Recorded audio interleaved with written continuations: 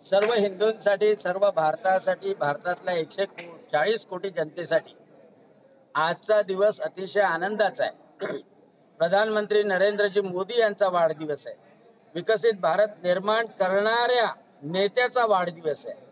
आणि आज अमरावती येथे शिव प्रतिष्ठान, हिंदुस्थान आणि सर्व हिंदुत्ववादी संघटनाच्या वतीनं मोठ्या प्रमाणात, भव्य प्रमाणात 75 दिव्यांनी अंबा मातेला ओवाळलं.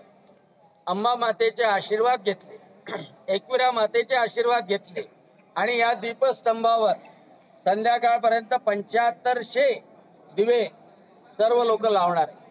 या दिव्याने हा दीपस्तंभ उजळून जाणार आहे.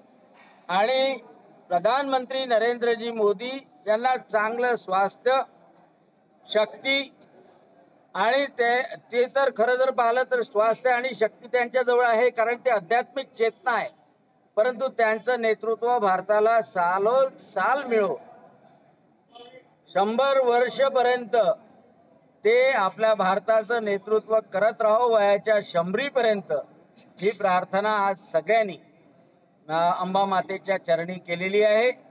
आणि अतिशय आनंदाचा दिवस आहे. सेवा पंधरवडा पूर्ण साजरा केला जातोय.